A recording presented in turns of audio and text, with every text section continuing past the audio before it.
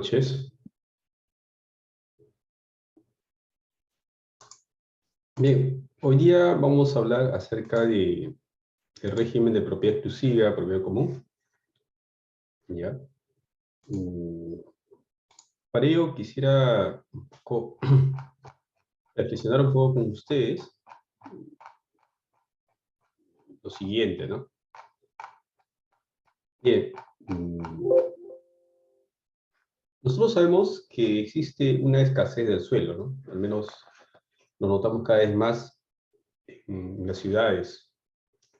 En tal sentido, cada vez las construcciones van haciendo hacia arriba. Ahora, ese tema del suelo, de la escasez del suelo, ustedes lo ven día a día, ¿no? Eh, por ejemplo, han visto que últimamente ha habido invasiones, en el caso de Lima, el tema del morro solar. Entonces, es una necesidad el tema del suelo. Y es por ello que las construcciones ya no son como antes, sino se van haciendo pues de forma horizontal, ¿no? Por eso se le llama también propiedad horizontal. Ya, pero esto trae varios problemas, ¿no? O sea, primero resuelve una necesidad. Las personas y la ciudad ya no pueden vivir pues en 200 metros cada uno, sino lo que van a hacer es vivir uno encima de otros. ¿Ya? Y esto trae problemas, reitero, con el tema de la convivencia, con el tema de los derechos comunes, los derechos propios. Y lo que vamos a hablar hoy día justamente son esos regímenes, ¿no? El régimen de propiedad exclusiva, propiedad común, ¿no? Y también tenemos otro régimen que es de copropiedad con independización. Esto está ligado siempre, les decía a ustedes, con el acceso al suelo, el derecho a propiedad y también con el tema de registros públicos. Porque estos regímenes ingresan a los registros públicos y lo van a hacer mediante un régimen, esto es el reglamento interno. El reglamento interno va a ser muy, muy importante para que esta forma de propiedad pueda ingresar a los registros públicos, ¿no? Entonces, cuando hablamos de un régimen de propiedad exclusiva, propiedad común, o un régimen de copropiedad con independización, van a ver ustedes que existen elementos configuradores, ¿ya? Por ejemplo, hay una edificación o conjunto de edificaciones integrados por secciones de dominio exclusivo, ¿no? Por ejemplo, yo tengo mi departamento, tengo mi estacionamiento, tengo mi depósito. Esas son edificaciones de dominio exclusivo, porque yo puedo transferirlos, puedo hipotecarlos y puedo inclusive darlos en arrendamiento. No tengo mayor limitación. Además de estas unidades exclusivas, que reitero, puede ser departamentos, casas, estacionamientos, depósitos, hasta inclusive closet han llegado a independizar. Otro elemento básico es que existan en la edificación o conjunto de edificaciones bienes de dominio común y servicios comunes, ¿no? ¿Qué bienes? Por ejemplo, tenemos nosotros un patio, o puede ser también la zona de montacargas. Y también servicios comunes, los servicios para limpieza, guardianía. Entonces, eso van a encontrar ustedes en un régimen, ¿no? Además, que las secciones de dominio exclusivo pertenezcan a diferentes propietarios. Es decir, se ha pensado en estos regímenes cuando exista pues pluralidad de propietarios, ¿ya? Eso no significa que ustedes pues como propietarios no pueden inscribir una tarificación y hacer independizaciones a su favor. Pueden hacerlo, pero se va a configurar en forma obligatoria ya, por ejemplo, la junta de propietarios y la elección de una junta directiva cuando exista pluralidad de propietarios, ¿ya? Eso es algo importante. Hay autores que hablan de este tipo de derechos, por ejemplo, Roca Sastre, ¿no? Roca Sastre vincula este tema con dos derechos, dice, ¿no? Hay un único, singular, exclusivo de propiedad sobre un espacio delimitado y otro que es común, ¿no? Es decir, la copropiedad. ¿Qué estamos hablando aquí de copropiedad, ¿no? Copropiedad sobre zonas comunes, ¿no? Y esta copropiedad, pues, va a ser compartida con los demás dueños de pisos o locales de los restantes elementos, ¿no? Así se habla de tipos de propiedad horizontal, simple, compleja o también vertical, ¿no? En el caso de propiedad horizontal simple, ¿no? Es un edificio de bloque único de varias plantas, construido pues sobre un único solar, con un solo portal o vía de acceso y una sola comunidad de propietarios, ¿no? Es lo que más vemos, ¿no? Existe un edificio, un bloque único y tenemos varias plantas, ¿no? Pero también existe una propiedad horizontal compleja, en el cual existe un solo edificio de varios cuerpos, único solar, una sola comunidad. Pero también puede haber varios edificios independientes sobre un único solar, ¿no? Ustedes habrán visto, pues existen varios bloques, por ejemplo, ¿no? Pero existe también propiedad horizontal vertical, en el cual hay varias plantas, hay elementos comunes, portal de acceso, escaleras, también puede ser en la forma de tumbada, viviendas unifamiliares, tiene zonas maniobras, o también adosada, edificaciones independientes colindantes con una pequeña zona ajardinada, ¿no? Entonces son formas como se está distribuyendo, ¿no?, los tipos de propiedad horizontal que tenemos, ¿no? Yo les hablaba de un reglamento interno, ¿ya? Este reglamento interno viene a ser un documento en el cual van a estar derechos y obligaciones, y derechos y obligaciones de los propietarios, ¿no? También lo referente, pues, a las zonas comunes. ¿Qué debe existir un reglamento interno? Debe constar qué unidades exclusivas son, cuáles son las zonas comunes, cuáles son los gastos que se va a incurrir, y también debe estar la forma como se puede modificar un reglamento interno, ¿no? En mérito, ¿qué documento escribimos un reglamento interno? O escritura pública, ¿no?, o también documento privado. Lo que más se estila en registros públicos es que se ingrese, pues, lo que es el documento privado, porque sale, pues, menos costoso, ¿no? ¿Quién otorga el reglamento interno? Los propietarios, ¿no?, o el presidente de la Junta, ¿no? Por ejemplo, ¿no?, imaginemos que María, el día de hoy, quisiera construir un edificio y lo presenta, pues, a registros públicos, la edificación, y luego presenta el reglamento interno. Ella es la propietaria y ella está otorgando el reglamento interno. Ahí no hay ningún tipo de inconveniente, ¿no? Pero también puede ser otorgado por el presidente de la Junta. Esto sería ya cuando existen varios propietarios, ¿no? Si es que fuera así, va a tener que acompañarse, pues, copia certificada del acta de sesión de Junta de Propietarios, ¿no? Tiene que aprobarse el reglamento interno con el voto favorable de más del 50% de los propietarios, ¿no? Y en estos casos se computa, pues, el voto por cada sección de propiedad exclusiva, ¿no? Es por cabeza, ¿no? ¿Cuál sería el supuesto ahí? Imaginemos, pues, que existen unos edificios antiguos en el cual, de hecho, funciona un régimen, pero no está inscrito un reglamento interno.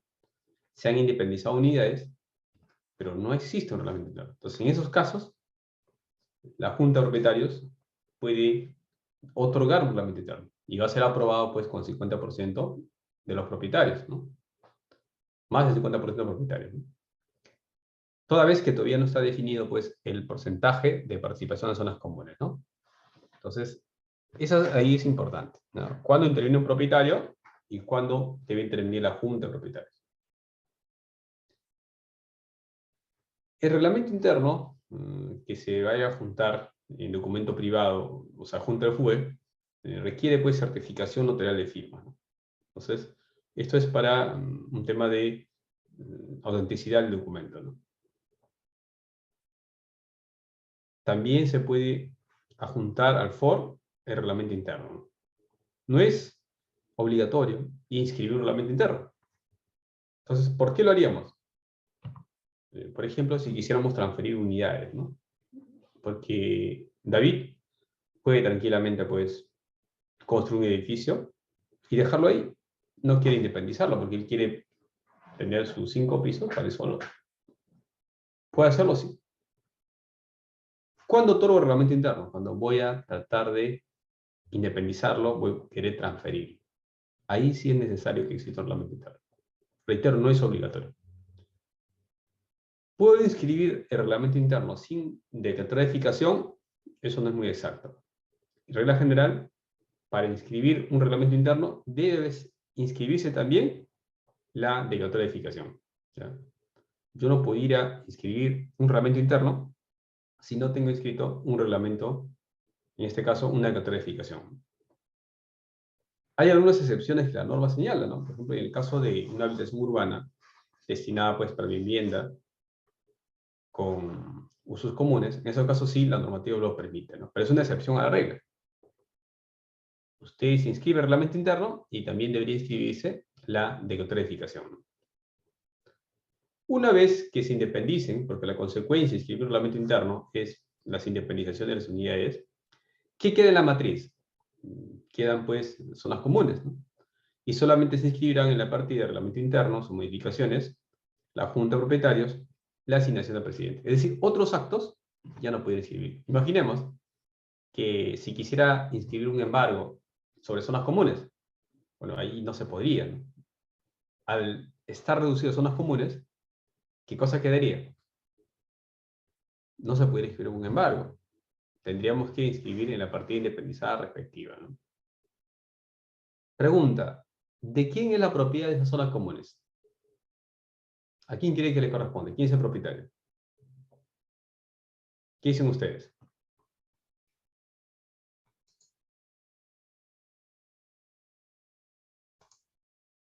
Las zonas comunes pertenecen a la junta de propietarios, pertenecen a todos, no solamente a uno. Es por ello que si alguna vez alguien se quiere adueñar de una zona común, no podría hacerlo, porque reitero, es de copropiedad de todos los que forman parte de la junta de propietarios. Si quiero independizar las unidades exclusivas, ¿qué debo presentar? Reglamento interno. Y también el documento privado suscrito por los propietarios del predio con firma certificante notario, ¿no? Ahí se inscribirá pues el área, lindero, medidas perimétricas de las secciones de dominio exclusivo de los bienes comunes regulados en el reglamento. ¿Qué más debo presentar? Aparte del reglamento interno y el documento privado, debo presentar también el plano de independización. En este plano de independización debe estar pues cuáles son las zonas exclusivas y cuáles son las zonas comunes. Y la consecuencia también es que tengo que independizar las unidades exclusivas y debo relacionarlas con la partida matriz. ¿Cómo se hace esa relación? Tengo que decir pues que esta partida independizada proviene de esta partida matriz.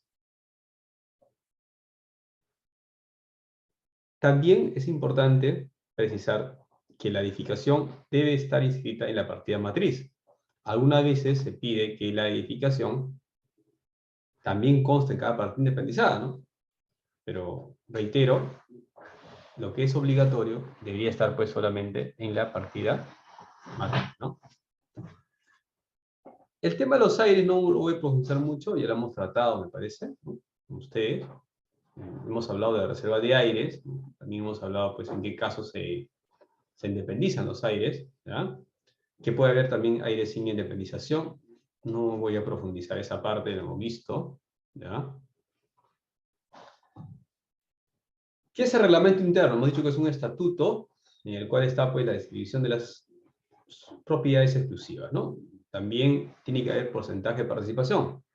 Imagínense ustedes un reglamento interno que no tenga porcentaje de participación.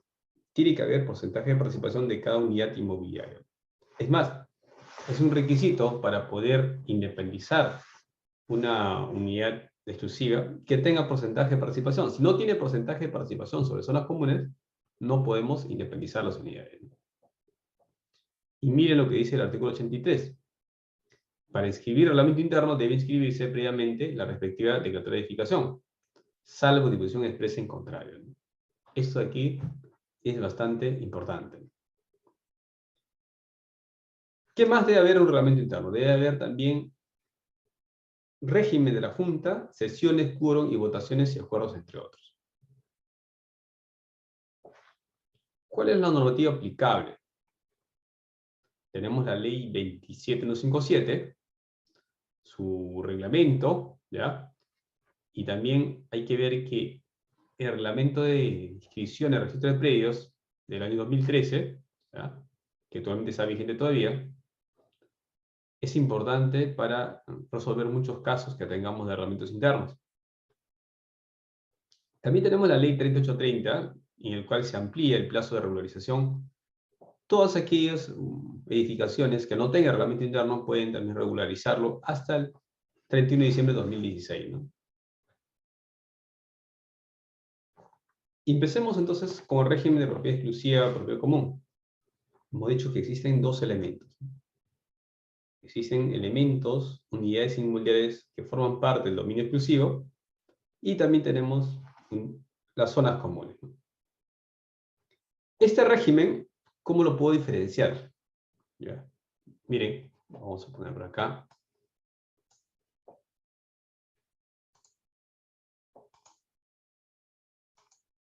Imaginemos que acá, este es un edificio, ¿ya? En este régimen va a ver ustedes que existen así, diferentes pisos. Y en cada piso puede haber un titular diferente, ¿no? Entonces, A, B, C, D y E. Esto se permite pues en el régimen de propiedad exclusiva y propiedad común. Y además el piso, como regla general, debe ser común. Esto va a ser obligatorio en edificios de departamentos de uso residencial, comercial, industrial o mixto.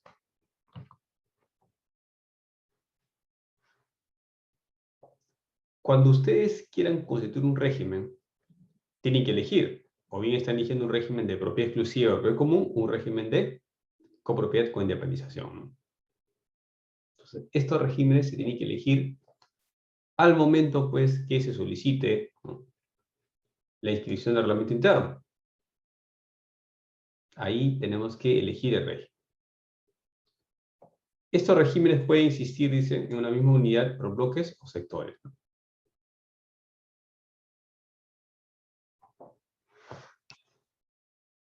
¿En qué consiste la participación en la propiedad de los bienes comunes? Mire, cada unidad inmobiliaria ya va a contar con un porcentaje de participación que lo represente con respecto a las zonas comunes. Esto es importante porque puede ser que una unidad inmobiliaria tenga, pues, digamos, 200 metros de área ocupada y los demás tienen menos. A esta unidad que tiene mayor área ocupada le va a corresponder, pues, un mayor porcentaje de participación. ¿Y por qué tenemos que hablar de bienes comunes intransferibles? Es que para que exista un régimen de propiedad exclusiva, propiedad común, tiene que haber una edificación y tiene que haber zonas comunes necesarias. No todo puede ser, pues, bienes de propiedad exclusiva. Se requiere, reitero, que existan zonas comunes. Pero también deben existir bienes comunes intransferibles, salvo pacto distinto, pues, en el reglamento interno. ¿Cuáles serían los bienes comunes intransferibles? Por ejemplo, el terreno, ¿no? Porque sin terreno, ¿cómo pudiéramos hablar, pues, de un régimen, ¿no? Hay una excepción cuando es el tema del derecho de superficie. El derecho de superficie, acuérdense ustedes, que existe un derecho sobre el suelo del propietario y un derecho sobre la edificación, que es el derecho de superficie. Es una excepción a la regla. ¿Qué más sería intransferible? Los cimientos, sobrecimientos, columnas. O sea, a nadie se le va a ocurrir que querer desafectar, pues, una columna, ¿no? Porque estaría perjudicando a toda la edificación. O también los pasajes, los pasadizos, escaleras, también en esos casos son bienes comunes intransferibles, ¿no? Salvo disposición diferente en el reglamento interno, dice. También los ascensores, ¿no? Imagínense ustedes, nadie va a querer, pues, que un ascensor sea particular, ni que sea para todas las personas que utilicen el edificio. Sistemas de instalaciones de agua, desagüe, electricidad, patios, pozos de luz. Los estacionamientos exigidos reglamentariamente. Hay algunas municipalidades que te piden, pues, que tengas que tener estacionamientos de visita. Entonces, eso, de ahí son bienes comunes intransferibles. ¿Alguna pregunta hasta aquí? ¿Alguna pregunta? No sé si hay alguna pregunta.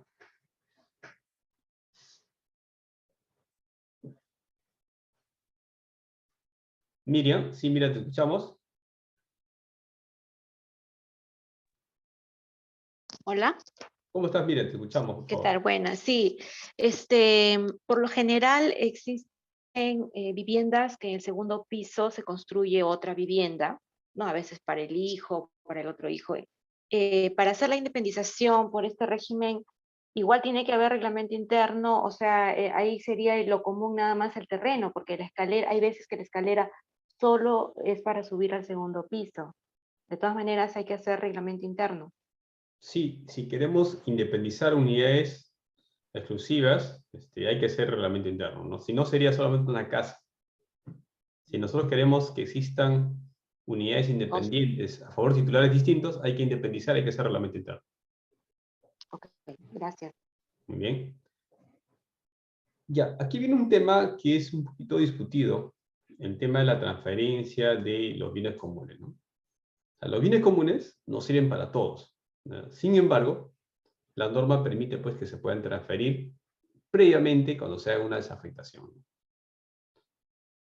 Se puede hipotecar, ceder en uso o celebración de cualquier otro acto cuando exista pues, disposición o limitación de uso de los bienes comunes, ¿no?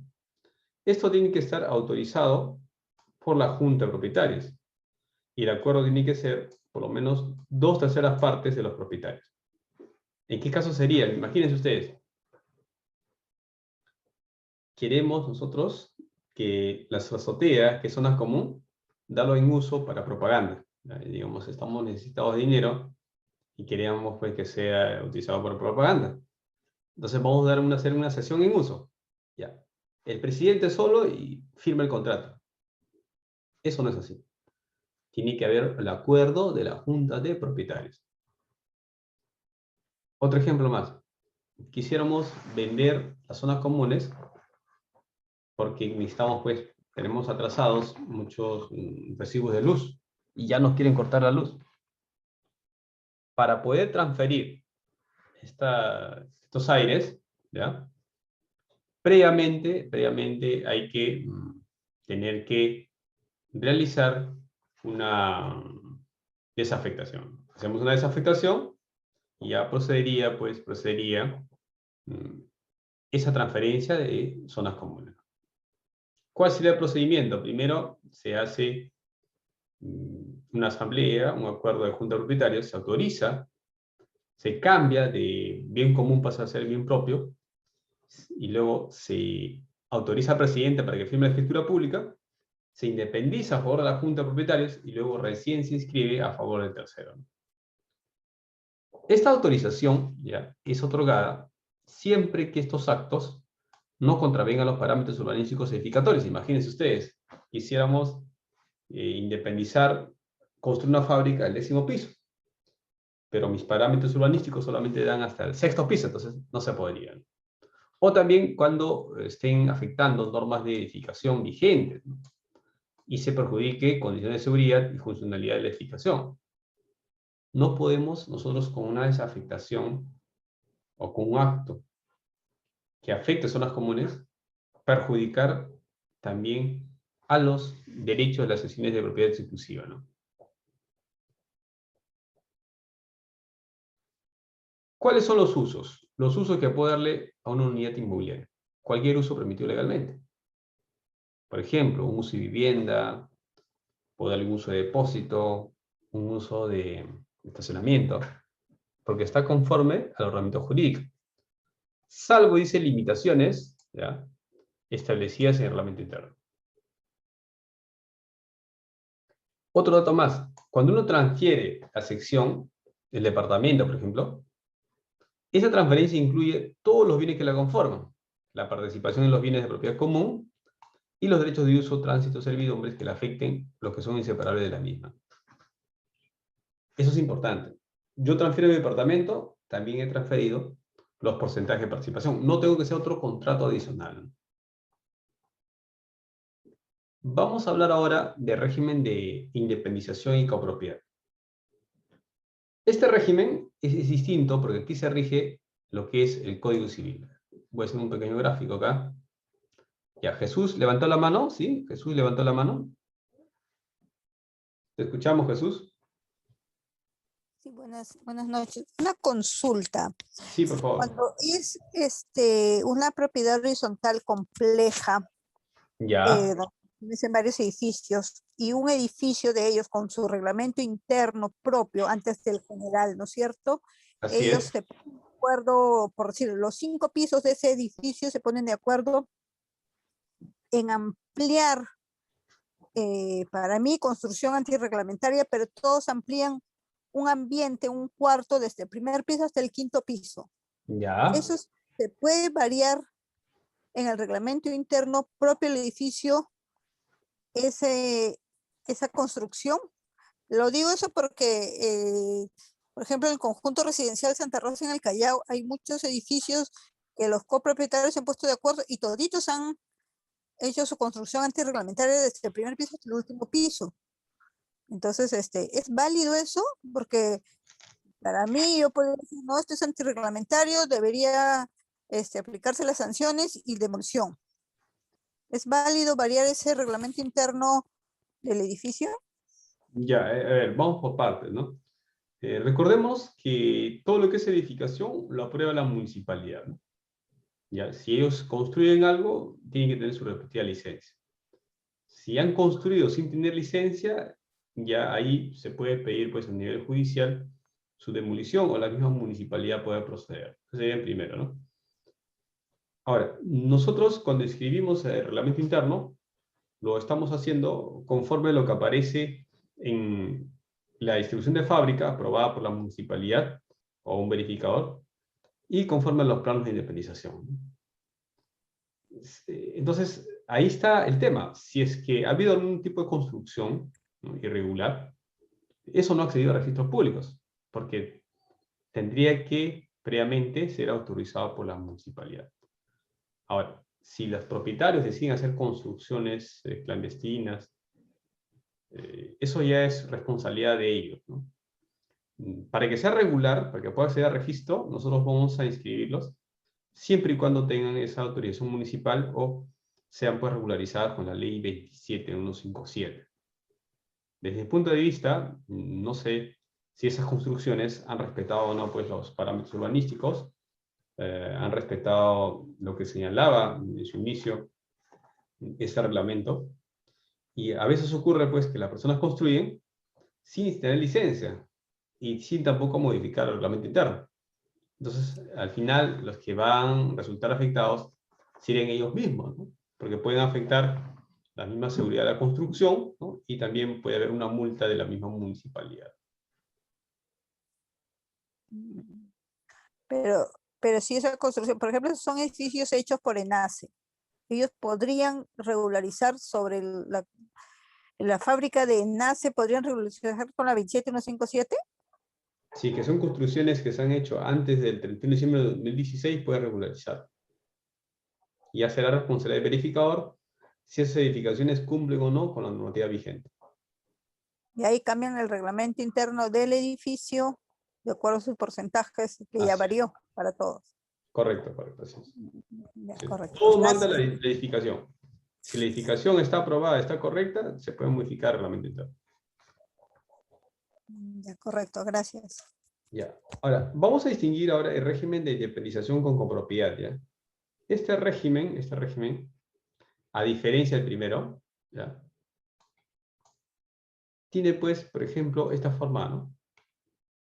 Tengo acá un terreno y vamos a decir que existe un pasaje común, ¿ya? Este es el pasaje común. Tengo casa 1, casa 2, casa 3, casa 4, casa 5, casa 6. Miren, el terreno es propio. Le pertenece a esta casa, a esta casa, a esta casa. Y ellos pueden construir y, por lo tanto, no habría, pues, un porcentaje de zona común con respecto a este terreno de acá. Y el propietario, que es del primer piso, será en el segundo, en el tercero, en el cuarto. Lo cual no ocurre en el régimen de propiedad exclusiva propia común. En cambio, en el régimen de copropiedad de independización, sí. ¿Qué es lo que es común? Este pasaje común nada más. Por eso que esto se aplica, pues, en quintas, casas en copropiedad y también en centros y galerías comerciales, ¿no? Se aplica.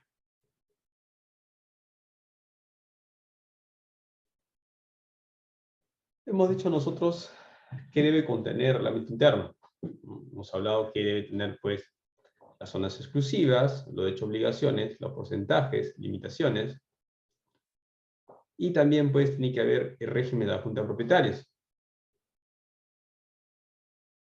Y también hemos dicho nosotros que uno puede optar qué régimen va a seguir. El régimen de independización y copropiedad, un régimen de propiedad exclusiva o propiedad común. ¿Cuándo es obligatorio? ¿Cuándo es obligatorio justamente el régimen de propiedad exclusiva o propiedad común? Cuando existan unidades inmobiliarias superpuestas en el plano vertical. Ahí es obligatorio. Si yo tengo acá un edificio de esta forma, es obligatorio que se dé el régimen de propiedad exclusiva y propiedad común. En caso contrario, puede optarse por un régimen de independización y copropiedad. Hemos hablado también de la independización del reglamento interno. Hemos dicho nosotros que cuando se independiza el reglamento interno, se puede también presentar documentos digitales. Por ejemplo, la memoria ejecutiva de independización. Uno de los temas que retrasan un poco la calificación registral es la gran cantidad de unidades inmobiliarias que salen, ¿no?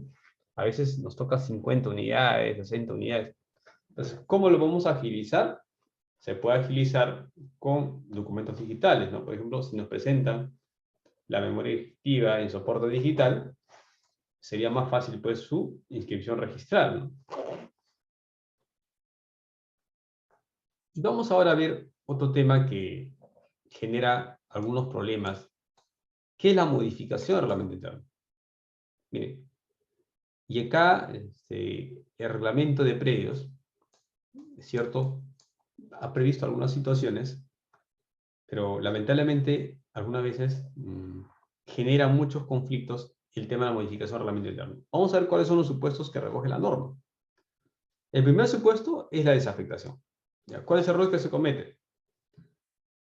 Se desafecta el inmueble, pero no se independiza a favor de la Junta de Propietarios. Según la norma, debe independizarse a favor de la Junta de Propietarios y autorizarse al presidente para que recién se pueda transferir a un tercero. Entonces, eso hay que tenerlo en cuenta. Podemos modificar el reglamento interno con el cual se puede enajenar, transferir unidades exclusivas, sí. Para eso hay que previamente hacer una desafectación. ¿Ya? ¿Y eso qué genera? Toda modificación, ¿ya?, de reglamento interno, en este caso, tiene que inscribirse, pues, en registros públicos, desde luego. Pero si estoy independizando, sacando una nueva unidad exclusiva, va a generar también una modificación de porcentaje. Y en este caso voy a necesitar también, ¿no?, planos que se presenten.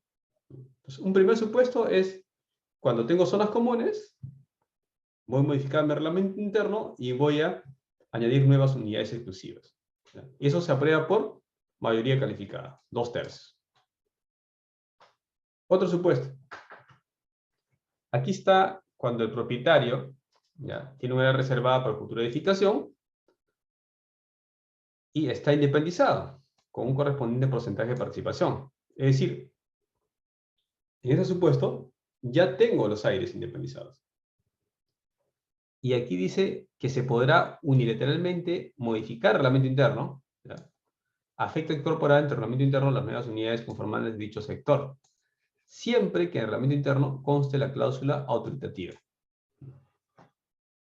Si imaginemos, yo soy dueño de aires, ¿ya?, y ahí aparece, pues, como área techada 0, y ahora quisiera, pues, que aparezca ya mi nueva unidad exclusiva con mi área techada, porque estoy construido, ese tema tendría que ser, en principio, aprobado por la Junta de Propietarios, salvo que tenga una cláusula autoritativa. ¿Qué significa que tenga una cláusula autoritativa? Es decir, que en el reglamento interno aparezca que yo puedo modificar de forma unilateral el reglamento interno.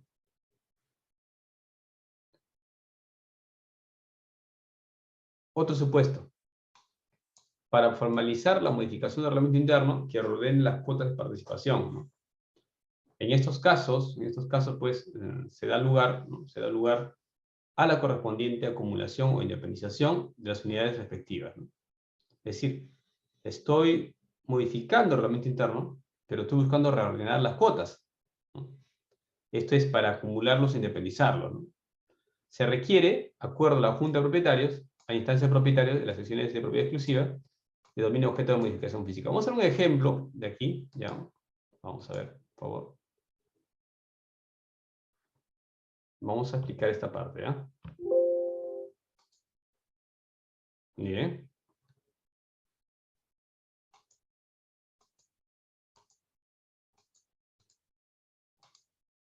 ¿Estamos acá?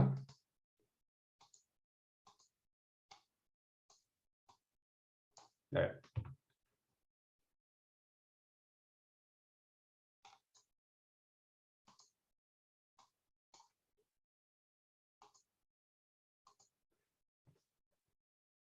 Imaginemos, señores, que tenemos acá, el último nivel, existe la unidad 6, ¿ya? ¿Cuánto le corresponde? Porcentaje de 15%, ¿ya?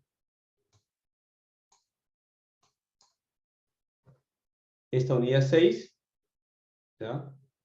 Quiere modificarse. Va a haber ahora 2. Unidad 6 esto, y esto de acá unidad 7.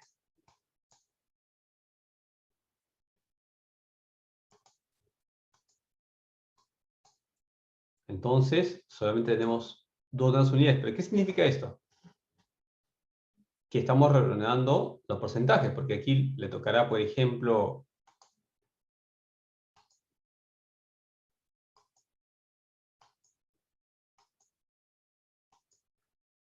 aquí tendrá 10%, aquí tendrá 5%. Hemos modificado el reglamento interno, sí, porque antes había solamente una unidad 6, ahora hay unidad 6, unidad 7, y hemos repartido los porcentajes de participación. ¿Ya? Entonces, en estos casos, ¿puedo modificar en forma unilateral el reglamento interno? Si es que existe una cláusula autoritativa. ¿Ya está? Para formalizar la modificación del reglamento interno que ordene cuotas de participación de las unidades afectadas y dar lugar a la correspondiente acumulación o independización de las unidades respectivas. Se requiere, ¿no?, acuerdo a la Junta de Propietarios, a instancia del propietario. La modificación puede ser solo por el presidente de la Junta, cuando así se establezca el reglamento interno. Si el reglamento interno tiene una cláusula autoritativa, el propietario podrá otorgar en forma unilateral una escritura pública de modificación del reglamento interno. Los aires, y hemos visto los aires con ustedes, no voy a detener mucho en ello, ¿no? Hemos hablado de la reserva de aires, hemos hablado también nosotros sobre el reconocimiento de aires, desafectación de aires, no voy a detener sobre ello, le he dicho. Que sí quisiera ver, hemos hablado también acerca de el derecho sobre elevación. Le decía a ustedes que ha habido un acuerdo plenario en el cual dicen pues que puede haber una independización de aires sobre aires inclusive, ¿no? Todavía es un acuerdo plenario, no es un precedente de observancia obligatoria, ¿eh? Este tema sí es importante. Quisiera detener un poco acá. Dice, exigibilidad de la adecuación del reglamento interno inscrito, ¿ya? La adecuación de los reglamentos internos es un acto obligatorio. ¿Y cuándo se exige?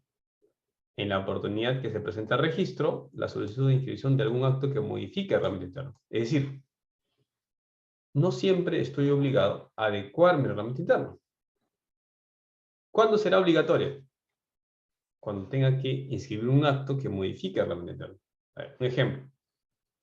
Imaginemos nosotros que tenemos un reglamento antiguo con la anterior normativa, ¿ya? Y queremos inscribir, pues, una elección de presidente. Esa elección de presidente no va a obligarme a modificar el reglamento interno.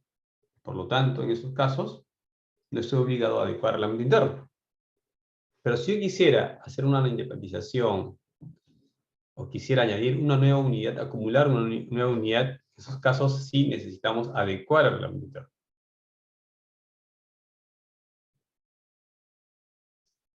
En todos los casos, esto es exclusividad de reglamentos internos, ¿sí? Se puede otorgar más de reglamento interno y conformar la respectiva junta de propietarios. por áreas físicamente determinables, que comprendan pues un conjunto de unidades, así lo acuerda la mayoría simple total de propietarios. Es lo que dijo su compañera, ¿no? Tengo acá un bloque 1, un bloque 2 y un bloque 3, ¿ya? Cada uno de ellos puede tener su propio reglamento interno. Pero habrá también, por ejemplo, un presidente de la junta de propietarios que represente a los tres. Pero cada bloque tendrá su propia junta de propietarios, ¿ya? Aquí está el tribunal que señala, dice, la relación entre el reglamento interno de cada sector y el reglamento interno es de subordinación al primero y al segundo. Significa entonces, señores, que no puede ir en contra, ¿ya? El reglamento interno especial de cada unidad no puede ir en contra lo que señala pues el reglamento interno general, ¿no? O sea, tiene que existir una relación de subordinación, ¿ya? Por lo tanto, para inscribir un reglamento interno de cada sector, se requiere que previo simultáneamente se registre el reglamento interno general de toda la edificación. Entonces, si tengo varios bloques, ¿ya? Y quisiéramos nosotros quisiéramos inscribir un reglamento interno general, ¿ya? Podemos hacerlo. Primero inscribimos el reglamento interno general y luego inscribimos el reglamento interno en cada bloque, ¿ya? ¿Qué es lo que hay que tomar en cuenta si es que va a haber inscripción de reglamentos internos particulares de cada bloque? Primero, hay que determinar pues los bloques, los sectores, que contarán pues con reglamento interno propio, ¿no? Debe ser adoptado por medida simple. Una relación entre reglamento interno general y reglamentos internos de cada bloque es subordinación, ¿ya? Si se inscribe el reglamento interno propio de cada bloque sin el reglamento interno general, las zonas de servicios comunes no tienen regulación alguna. Y también hay que precisar que conforme a la ley 27257, las edificaciones en las cuales existan propiedades exclusivas de zonas comunes deben contar necesariamente con reglamento interno. Es decir, yo no puedo tener un régimen de propiedad exclusiva o propiedad común sin que no exista pues un reglamento, ¿no? ¿Cómo se extingue el régimen? ¿Cómo extinguimos el régimen de propiedad exclusiva o propiedad común? Por destrucción de la edificación, ¿no? Si no hay edificación, no habría pues ya un régimen. Salvo que las zonas comunes, ¿no? Propiedades comunes pueden delimitarse en función al terreno. También se puede extinguir el régimen por acuerdo unánime de todos los propietarios, ¿no? En estos casos, procede la acumulación de la partida de matriz y no se requiere cumplir con algún requisito municipal o administrativo, ¿no? ¿Alguna pregunta, señores? ¿Alguna pregunta hasta aquí? ¿Alguna pregunta? Sí, Gabriela, te escuchamos.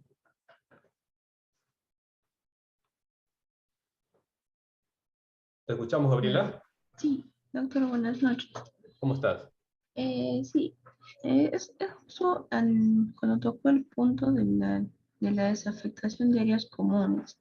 ¿Ya? Cuando se hace una desafectación de áreas comunes, ¿se hace en global a todas las áreas comunes o se puede especificar solo una?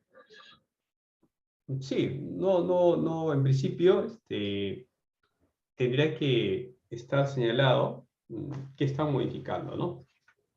Ya, eso es uno, pero como ustedes van a modificar el reglamento interno, sí tendría que estar precisándose cómo va a quedar, ¿no?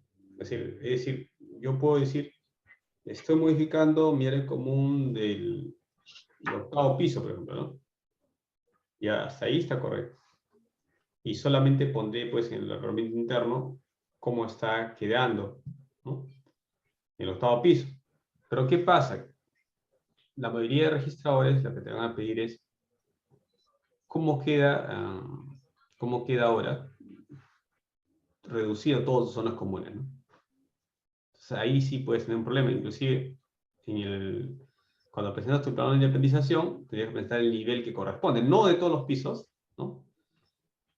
Pero sí, en todo caso, una fórmula bien interesante sería que tú en tu reglamento interno señales por artículo, ¿no? Y solamente modificarías ese artículo que se refiere, pues, a la modificación de área, ¿no? Luego de la modificación del reglamento interno y la selección de zonas comunes, las áreas han quedado reducidas a tales, ¿no? Eso pues es una salida, ¿no? Para que no exista mayor confusión al respecto, ¿no? O sea, yo lo redactaría así, en un solo artículo pondría todas las zonas comunes, ¿ya? Que quedan, y así lo dice, ¿no? Debe decir, ¿no? Con eso ya nos evitaríamos ese problema.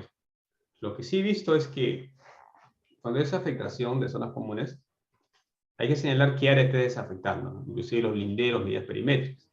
Y tiene que señalar también que esa área que estás desafectando se va a acumular con qué área y cómo va a quedar la nueva área ya con producto de la acumulación.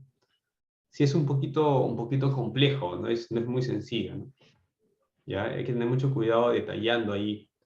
Y si hay que detallarlo en un plano de independización, no habría ningún problema. A veces nos complican cuando presentan desafectación y a la vez están presentando también una ampliación de fábrica, ¿no? Y ahí sí nos enredamos un poquito más, porque inscribimos la ampliación de fábrica, inscribimos la desafectación y lo que cogemos son áreas, ¿no? Cogemos un área de acá, pasamos por otro lado. Lo pongo un ejemplo mejor, porque si no, para que sea más explicativo, ¿ya? Un momentito. Mire. Sí, doctor, justamente le hago la consulta porque, bueno, en su anterior clase también hice la pregunta. ¿Qué es lo que pasa? Que la Junta de Propietarios quiere utilizar una de las áreas comunes que da justamente al ingreso para poder edificar nuevos estacionamientos.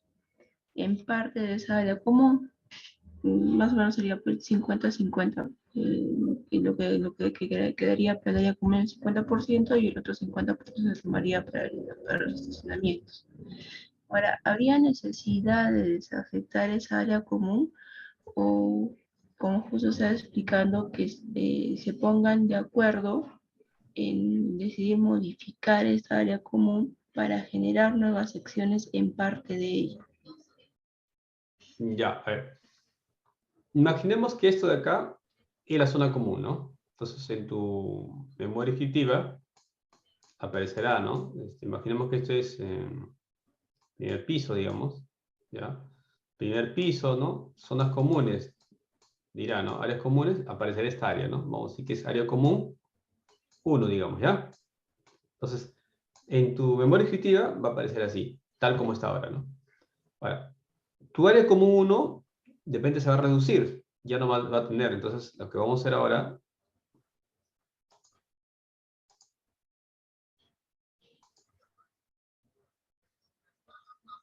ya, va a ser solamente esta.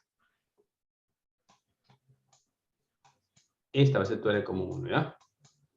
Tu reglamento interno, en tu memoria de independización, debe aparecer que tu área común cae reducida a esto nomás. Esta parte de acá, que antes era común, va a formar parte de una nueva unidad inmobiliaria, ¿ya? Vamos a decir que esta es la nueva. Esta de acá se puede acumular inclusive con esta de acá. ¿Ya? Ahora, pero esto lo que estamos quedando tiene que ser aprobado por la Junta de Propietarios, ¿no?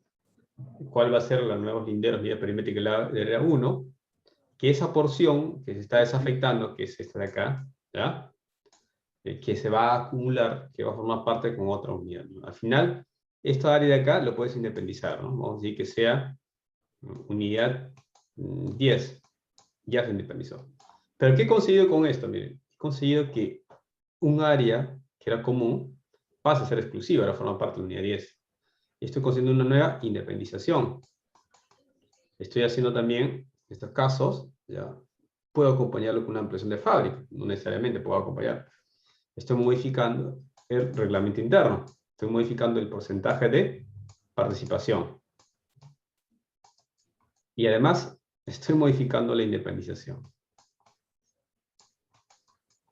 Entonces, sí, este tema es complejo porque trae bastante trabajo a nivel registral, ¿no? A nivel registral son uno de los actos bastante complicados, ¿no? Y si voy a transferir un tercero, tendré que hacer una escritura pública en el cual el presidente firme, pues, transfiriendo esa nueva unidad exclusiva a favor de un tercero, ¿no? Así es. Ya. Y ahora, no sé si hay otra pregunta.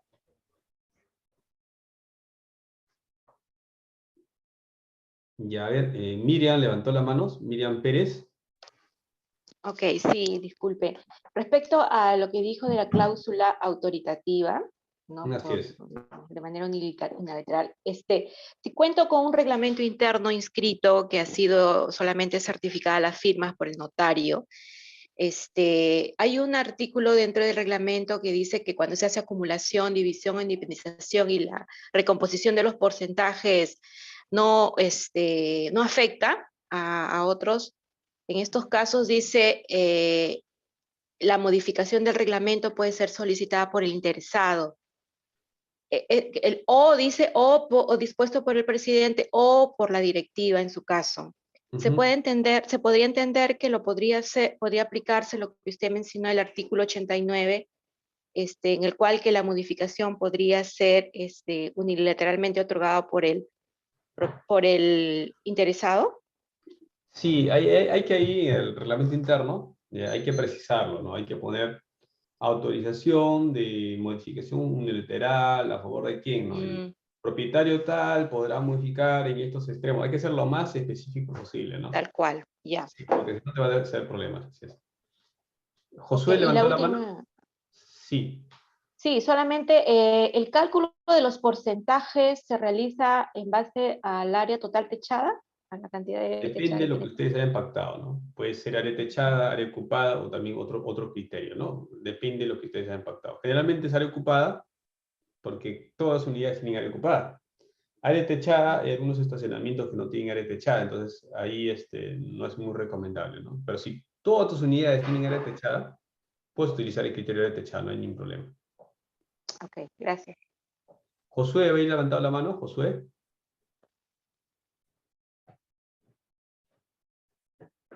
Aló, ¿me escucha? Buenas noches, doctor. Sí, Josué, te escuchamos, Josué. Dime, Josué.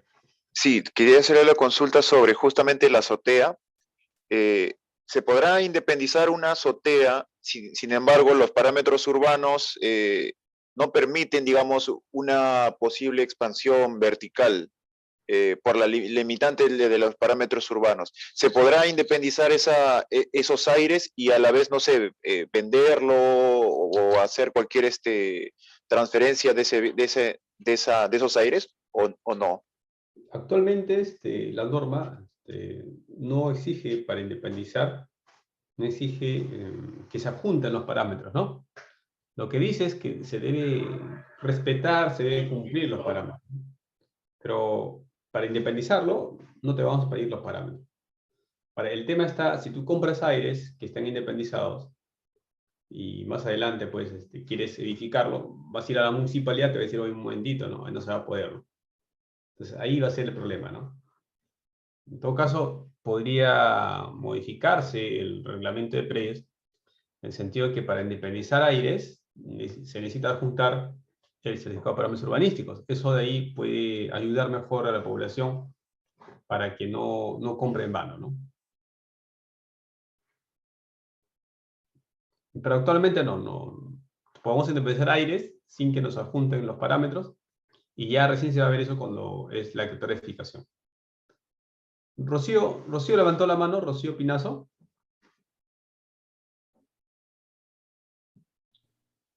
Buenas noches, doctor, ¿me escucha? Sí, Rocío, te escuchamos. Tenía una pregunta, hay en un predio que se quiere independizar, pero son 3 propietarios, pero solo uno quiere independizarlo, los otros 2 no quieren. ¿Es posible de que este propietario pueda independizar solo su parte?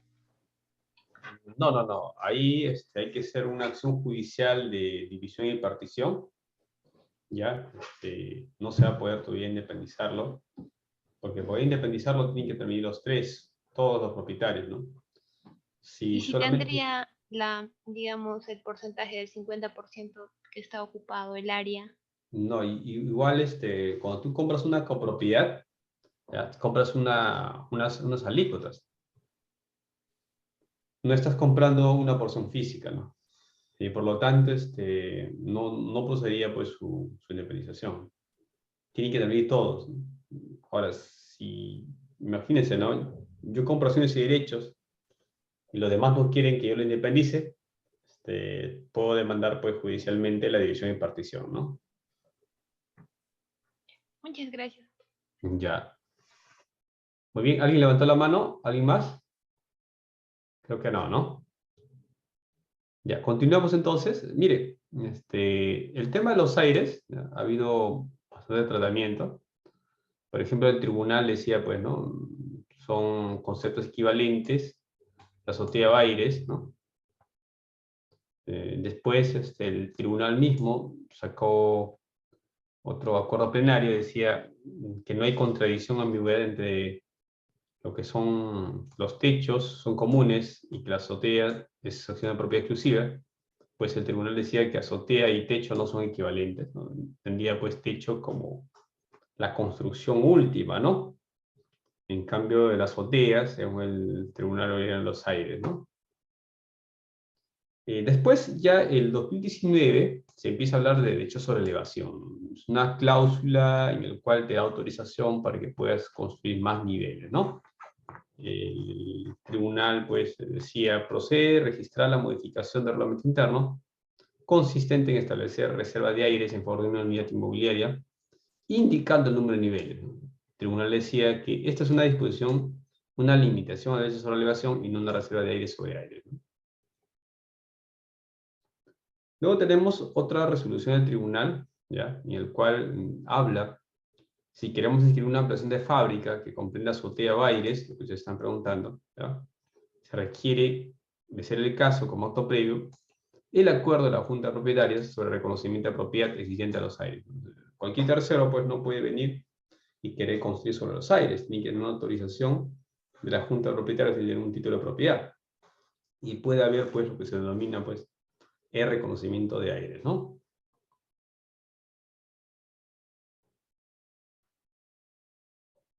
Aquí está el reconocimiento de propiedad preexistente, ¿no? La declaración de propiedad de los aires puede ser completada con una modificación posterior, ¿no? Ese reconocimiento de la propiedad persistente a los aires siempre que en el reglamento interno se haya dejado constancia que dicha declaración se efectuará en actos posteriores, ¿no? Podemos nosotros reconocer aires siempre y cuando pues, no hayamos puesto en el reglamento interno que son comunes. Simplemente hay una omisión, no se dice cuál es el destino de los aires, ahí puede haber un reconocimiento de aires, ¿no? Aires sobre aires, dice, procede la inscripción de la cláusula de reserva de aires sobre aires. El tribunal ya cada vez más se iba pues acercando, señalando que podía haber reserva de aires sobre aires, ¿no? Y lo veían como un tema de derecho sobre elevación, ¿no? Y acá tenemos unos casos de desafectación de área común, dice, para efectos de inscribir la incorporación de una extensión de comprende aires comunes, ¿no? Asociaciones exclusivas, sujeta a un régimen de propiedad exclusiva de propiedad común, corresponde pues la previa desafectación, adoptada por junta de propietarios, ¿no? Así como la presentación de instrumento público de transferencia otorgada por la junta de propietarios a favor de los adquirentes, ¿no? Entonces aquí ya pues el tribunal decía que sí procede la desafectación, pero hay que presentar también un instrumento público de transferencia por la junta a favor de los adquirentes, ¿no? Y siempre tiene que haber un acuerdo de desafectación.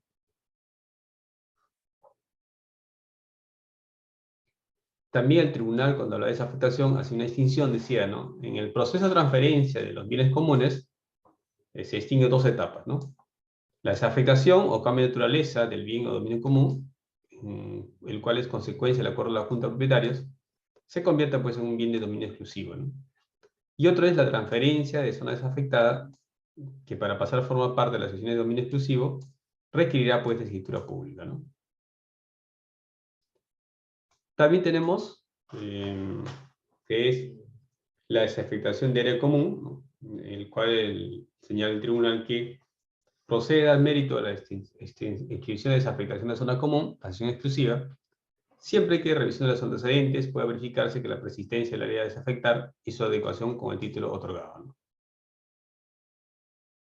Bueno, y esto es un tema de desafectación de un bien dominio público realizado por el gobierno local. Los gobiernos locales también pueden desafectar cuando están dentro de sus competencias, ¿no? Otro caso de desafectación, dice el tribunal registral, para efecto de inscribir la incorporación de una extensión que comprende áreas comunes y no exclusivas, corresponde la previa desafectación adoptada por la Junta de Propietarios, así como la presentación del instrumento público de transferencia otorgado por la Junta de Propietarios de una parte que puede ser representada por su presidente y la otra parte por los adquirentes. Entonces, otro caso más, se dice, el acuerdo de desafectación no concretiza la transferencia del bien común, pues se requiere la concurrencia de voluntad del transferente, el adquirente, instrumento público. Entonces, el hecho que exista un acuerdo de desafectación no quiere decir que ya hubo transferencia de propiedad. Simplemente se ha cambiado nada más, ¿no? Es decir, ya no es zona común, ahora se convierte en propiedad exclusiva, pero para transferirlo necesitamos nosotros un instrumento público, ¿no? A eso se refiere, ¿no? Bien, ¿alguna pregunta, señores, hasta aquí? ¿Alguna otra pregunta?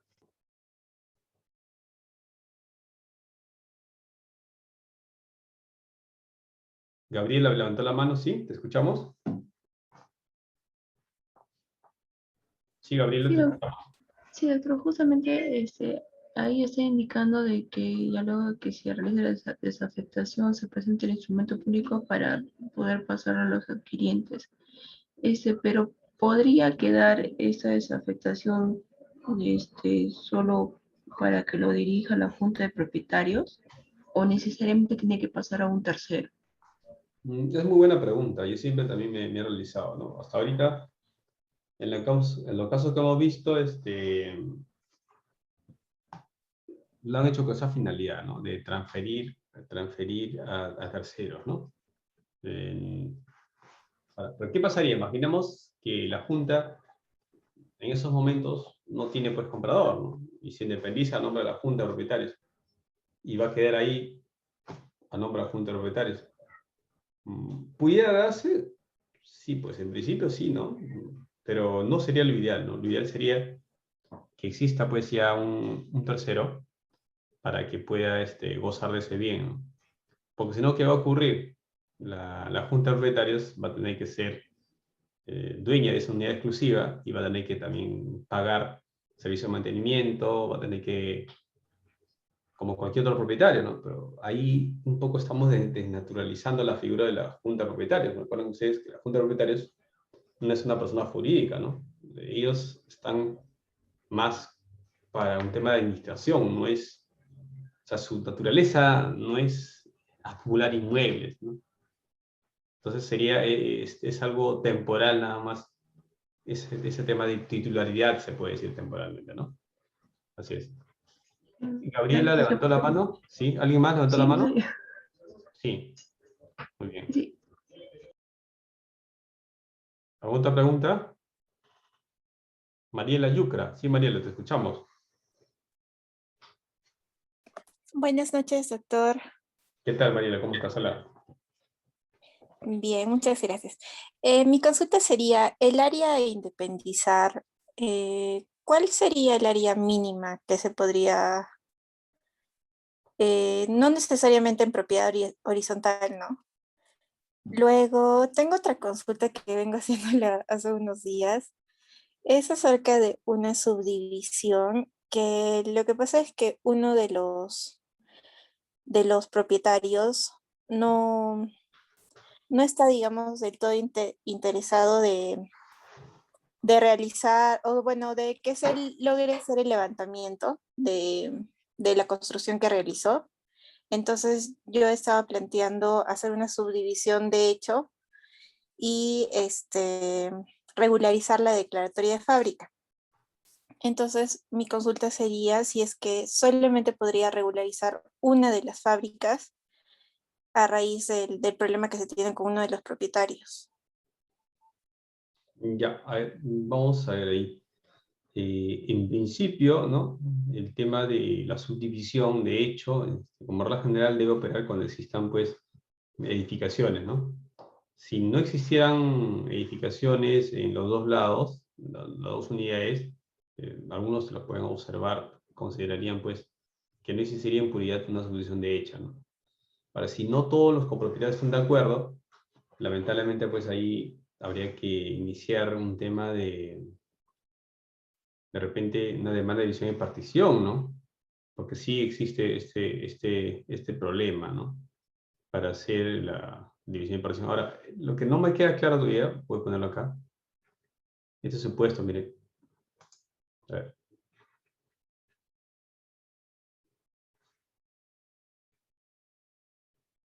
Vamos a ponerle como ejemplo, ¿ya? Ya.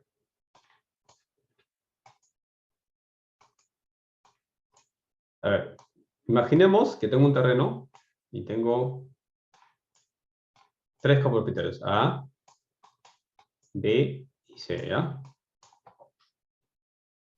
Si es que ellos dos representan el 70%, ¿no? En teoría al menos, pueden manejar pues la edificación, ¿no? Eso siempre y cuando ya existiera un reglamento interno. Porque para desafectar zonas comunes, ¿qué requiero? 66.6%. ¿no? Ahora, ¿cuál sería el problema de ustedes si es que no hubiera un reglamento interno? Ahí sí necesitaríamos pues a la totalidad, ¿no? Porque ¿quién otorgaría el reglamento interno? Todos los propietarios, ¿no? Entonces, y no hay edificaciones tampoco. Entonces, ¿en base a qué pudiéramos hacer la subdivisión? Habría este problema, ¿no? Ahora, pero si yo hubiera un reglamento interno, ¿no? Y lo que se quiere pues es hacer una modificación del reglamento interno, tal vez sería mucho más sencillo que ya exista una junta directiva inscrita, ¿no? O sea, los problemas mayores que lo veo es cuando todavía no se quita el reglamento interno y cuando todavía no tenemos un presidente en la junta. Porque si hubiera un presidente en la junta, puedo convocarlo y ya sería la mayoría lo que decide. No necesariamente pues la unanimidad. Pero el caso que planteas, parece que no hay reglamento interno y también parece que todavía no está escrita la edificación. Entonces, ahí sí se complica un poco, porque en la edificación tendría que intervenir todos los propietarios, ¿no? Es un poco ahí la dificultad. ¿Alguien más, señores? ¿Levantó la mano? ¿Alguien más?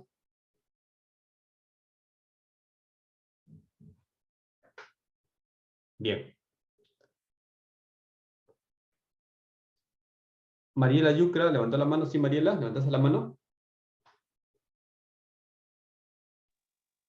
Sí, doctor, es respecto al área mínima a Ah, ya, el área independizar. mínima, miren, a nivel registral nosotros no pedimos un área mínima, ¿ya? Eso tiene que ver mucho con la distribución, ¿no? El plan de distribución. Es decir, ¿quién te aprueba la edificación? La municipalidad. Si la municipalidad te aprobó con 40 metros cuadrados, es problema de la municipalidad. El registrador lo que va a hacer es inscribirlo conforme a lo que ha sido aprobado por la municipalidad, ¿no? Ahora, si el verificador reconoce una fábrica y ahí aparecían unidades exclusivas de esa área o menos, es responsabilidad también del verificador. Pero debería ser por lo menos, desde el punto de vista, por lo menos 40 metros cuadrados, lo mínimo, ¿no? Porque si fuera más pequeño, ¿para qué serviría? Salvo pues que sea un estacionamiento, ¿no? Y sí, pues 3x3 de metros, ¿no? Un depósito, ¿no? 3x2, 6. Pero si fuera para vivienda, debería ser algo mínimo de 40 metros cuadrados, ¿no? Pero es un punto de vista personal, al menos a nivel registral no te vamos a observar pues por el tema del área mínima, ¿no? Muy bien, Ok, sigamos. Muchas gracias. gracias. Ya, estamos viendo entonces desafectación. Cuando hay áreas comunes, se va a requerir pues una previa desafectación adoptada por la Junta de Propietarios. Y también hay que ver que se requiere 2/3, ¿no? Cuando es desafectación necesitamos 2/3, ¿no? Independización de áreas afectadas, para independizar una determinada área, la cual ha dejado de tener la condición de zona común, previo procedimiento de desafectación es necesario que se presente resolución municipal de subdivisión, no bastando la aprobación de la Junta de Propietarios. Se podrá obviar este documento si fuera un procedimiento de regularización bajo el alcance de la ley 27157, ¿no? Bueno, esto es un caso ya más específico, ¿no? En este caso, en el año 2012, el tribunal decía, pues, si un área ha dejado de ser zona común, para que se pueda independizar debe presentarse resolución de municipal de subdivisión, ¿no? Pero sin embargo, actualmente no se pide, ¿no? Si es un edificio y la azotea era la que dejó esa zona común, ¿para qué necesitaríamos pues una resolución municipal de subdivisión, ¿no? Bien, luego tenemos nosotros el tema de la adecuación registral, ¿ya? Y quisiera acá tener un poco, ¿ya? A ver, vamos primero por partes. ¿Ya? Johnny levantó la mano. Sí, Johnny, te escuchamos.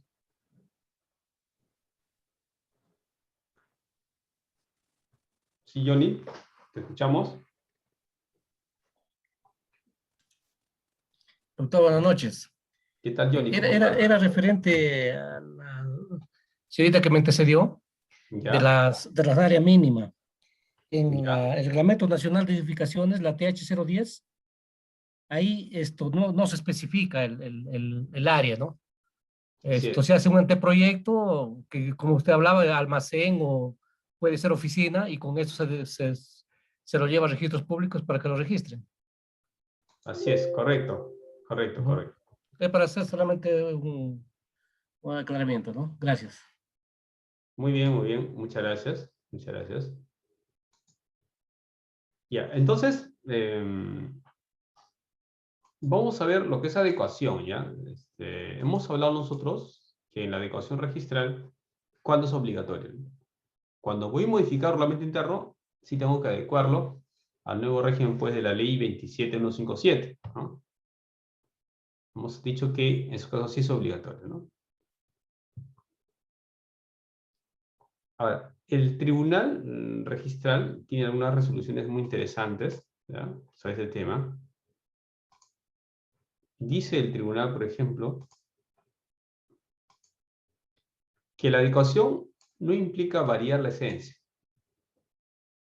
Descripción de áreas, adecuación, porcentajes, sino la adecuación de las demás disposiciones del reglamento a la nueva normativa.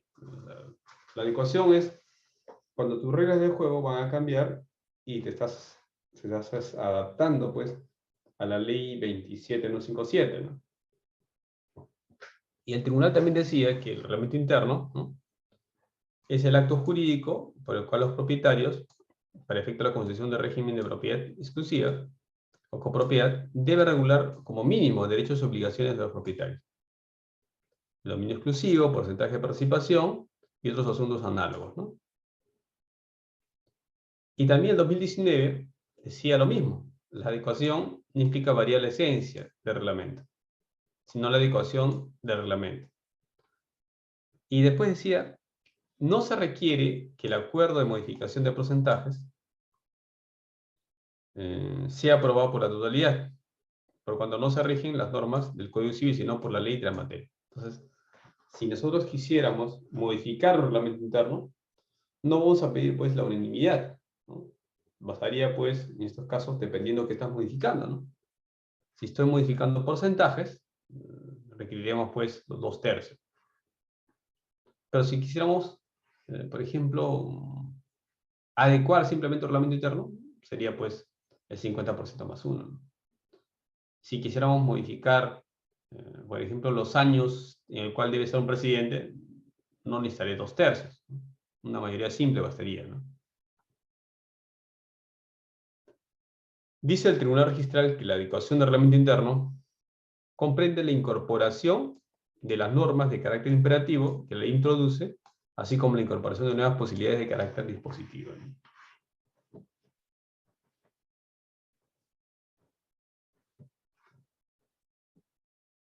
Reitera el tribunal que no es variar la esencia del reglamento interno, ¿ya?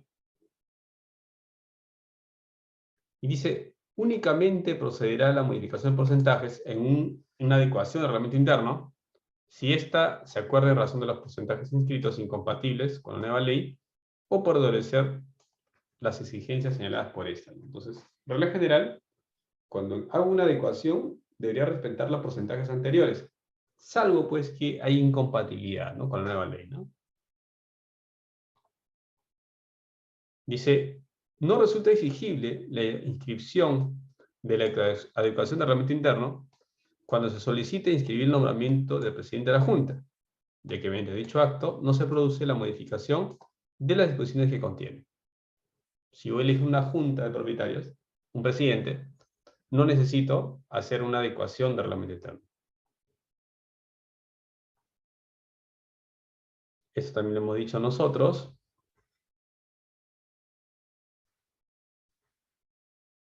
Dice, tratándose de una solicitud de adecuación del reglamento interno, no será materia de observación que en el nuevo reglamento se indique el área techada con los estacionamientos y depósitos, cuando dicho dato no consta en el registro, pues el silencio o omisión no puede interpretarse como negación, más aún si la documentación técnica obrante en los antecedentes registrales no permite arribar a dicha conclusión.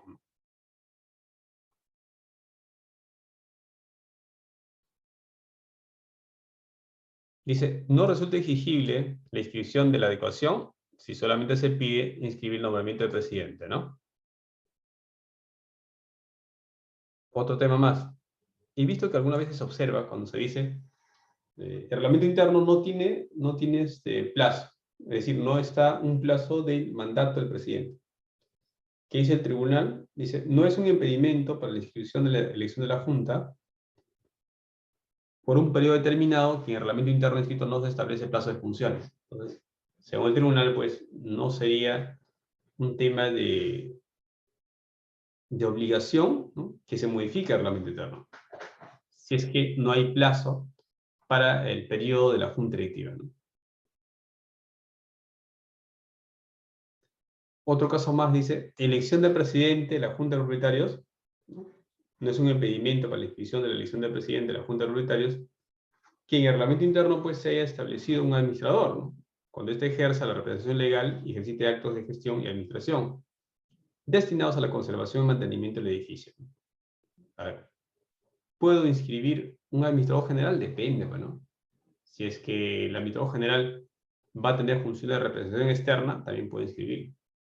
Pero si solamente es funciones internas, de gestión interna, no sería necesaria la inscripción registral, ¿no?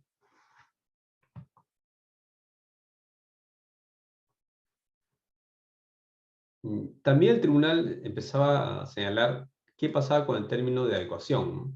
Dice, con relación a los aspectos que necesariamente se encuentran comprendidos en la ley 27257, resulta válido reproducir en el reglamento adecuado la asignación de porcentajes adoptados conforme a la normativa anterior, en la medida que es un criterio mayoritariamente aceptado, que la asignación de porcentaje conforme a la nueva normativa implicaría la modificación y no la adecuación del reglamento interno. Miren ustedes. Aquí ya se está diferenciando lo que es modificación y adecuación al reglamento interno, ¿no? Entonces, si es que el reglamento interno adecuado se está reproduciendo la asignación de porcentajes adoptados conforme a la normativa anterior, sería simplemente pues un tema de adecuación, ¿no? Dice, la asignación de porcentajes conforme a la nueva normativa implicaría la modificación y no la adecuación del reglamento interno. Aquí el tribunal trata de diferenciar lo que es una adecuación y una modificación. Para mí, la adecuación simplemente es cuando tu reglamento interno haces que le sea aplicable la ley 27257. Pero si tú llevas a establecer porcentajes de participación, ya sería una modificación del reglamento interno.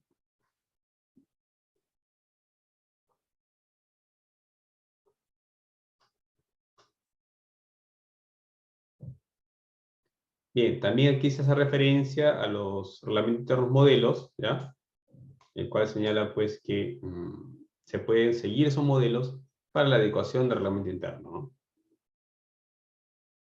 Bien, entonces, la primera parte que ya hemos terminado, y ahora sí, la parte final que nos queda pendiente es la Junta de Propietarios. Quisiera saber si hay algunas preguntas al respecto, ¿ya? O si no, para terminar esta parte ahora.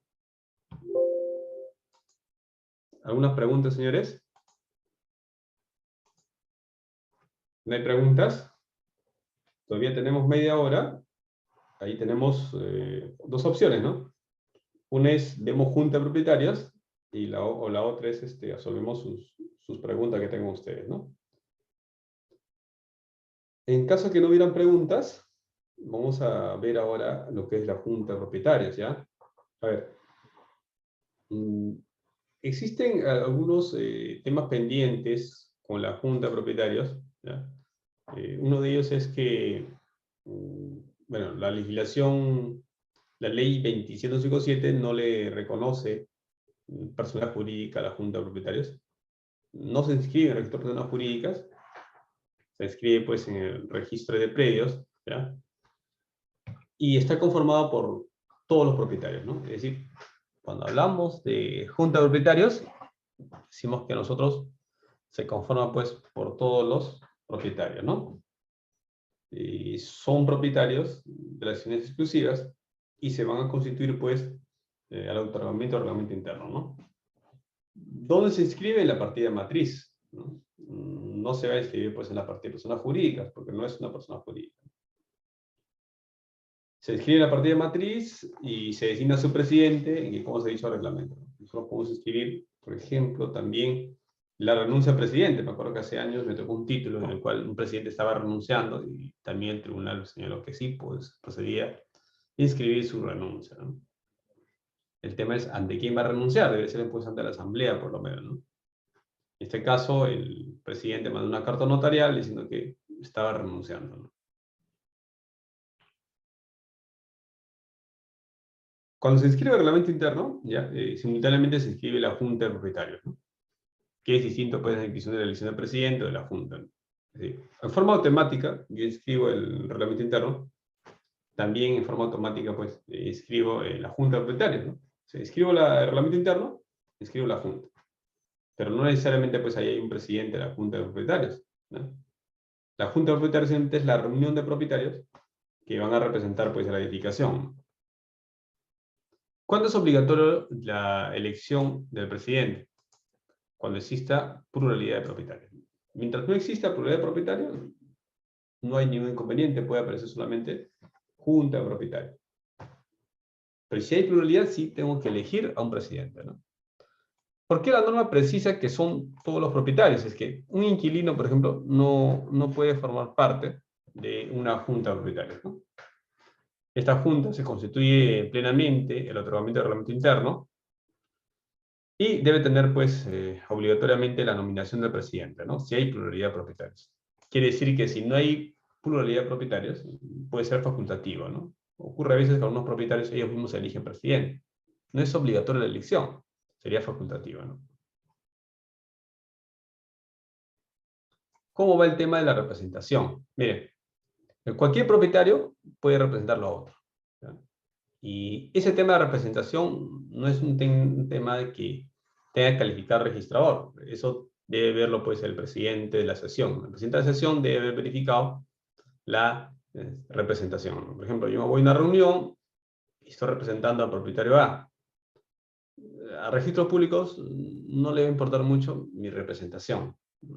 Verificada mi representación. Pero sí, eso tiene que cotejarlo el presidente de la sesión. ¿Y qué pasa cuando se elige al representante de la persona jurídica o al representado? Imaginemos que la empresa BW es la persona jurídica y se elige pues como presidente al gerente general. Entonces ahí se va a observar porque el gerente general no puede ser presidente de la junta. En todo caso, el que será presidente de la junta será pues la empresa BW. Entonces ahí habría que aclarar, ¿no? También hay problemas cuando se elige pues alguien que no va a una reunión, ¿no? Imagínense ustedes, hacemos una asamblea, la junta de propietarios, y justo le elegimos a David, ¿no? Pero David no está en la junta. Entonces, la pregunta es, ¿inscribiría el nombre de David como presidente? ¿Y qué pasa si David está en desacuerdo? Pues ahí hay un pequeño problema, ¿no? Lo ideal al menos es que se presente un documento, ¿no? En el cual él acepte esa designación, al menos, ¿no? La elección del presidente también se puede realizar con posterioridad, ¿no? No necesariamente al constituir el reglamento interno. ¿Y mérito qué inscribo? Miren, a mérito a la copia certificada del acta, ¿ya? Eso es muy importante, ¿no? Nosotros hacemos una junta de propietarios, para eso tenemos que tener un libro de actas, lo hacemos legalista ante notario, y lo que debemos a registros públicos es la copia certificada del acta, más la constancia convocatoria deberán dar mérito pues a una inscripción de un presidente. Según el reglamento de predios, ¿quiénes pueden convocar? Recuerden ustedes que la convocatoria es muy importante en lo que es la elección de presidente. Primero puede convocar el propietario constructor, ¿no? El propietario constructor puede ser la convocatoria, ¿no? También pueden ser los propietarios que representen por lo menos el 25% de participaciones. Ellos también pueden hacer la convocatoria, ¿no? O el último presidente inscrito, cuando el reglamento interno señale pues, que su mandato está vigente mientras no se designe otro presidente, ¿no? O el último presidente inscrito, aunque su mandato haya vencido. Es igual que en jurídicas, ¿no? En jurídicas, ¿quién puede convocar? El último presidente inscrito, ¿no? Ahora, aquí puede haber varios supuestos, ¿no? Uno es con su mandato ya no esté vigente, otro es que esté vigente. En ambos supuestos igual puede convocarlo. ¿Cómo acredito la convocatoria? Con una constancia, ¿no? Una constancia, una declaración jurada. Actualmente ya no se presentan pues las esquelas, ¿no? Puedes hacerlo, sí, pero las esquelas de convocatoria pueden traer algunos problemas. ¿Qué pasa si te has equivocado en el nombre de una persona, en la dirección, ¿no? O en la hora? Entonces, lo que hacen generalmente ahorita es presentar una constancia de convocatoria. Y en esa constancia de convocatoria pues está la certificación de firma del convocante, ¿no? ¿Quién ha convocado? ¿Quién debe convocar? El presidente. ¿Quién más podría convocar? Por ejemplo, los propietarios que representen el 25%, ellos también pudieran convocar, ¿no? En esa constancia va a estar, pues, los datos de identificación, domicilio, firma certificada notarialmente, y la declaración, pues, que todos los propietarios fueran convocados, ¿no? Es muy importante, porque asume responsabilidad. Por ejemplo, ¿no? Había que organizar una asamblea y no convoca a nadie. Y yo firmo la constancia diciendo que ha habido convocatoria. ¿Quién asume la responsabilidad? Yo, pues, ¿no? Porque he hecho una convocatoria que no se ajusta a la realidad. Si el reglamento interno no ha previsto la convocatoria para la designación del primer presidente, será efectuado por el propietario constructor o por lo menos propietarios que representen el 25%. Si tengo un propietario que representa el 50%, él solito puede convocar. No hay ningún problema, ¿no? Ahora, ¿por qué se pide pues, que la constancia convocatoria tenga certificación de firma? Para que asuma responsabilidad, ¿no? Para que se señale pues, si realmente convocó o no convocó, ¿no? Porque puede ser que nunca lo convocó, que la asamblea era falsa, pero él asume responsabilidad porque está señalando que sí se ha convocado. Estas constancias tienen que ser presentadas en original, ¿no? O insertas en instrumento público protocolar. ¿Qué deben indicar las constancias? Nombre completo, documento de identidad del convocante, ¿no? Y se confirma certificado notario, juez de paz, ¿no? O también fedatario, ¿no? Estas constancias, reitero, tienen la condición de declaración jurada, ¿no? Y son responsabilidad del que los pide. ¿Cuáles son los problemas? Por ejemplo, no firman los convocantes, si no son autorizados por la asamblea, no firman todos los copropietarios, bueno, ahí puede haber problemas, ¿no?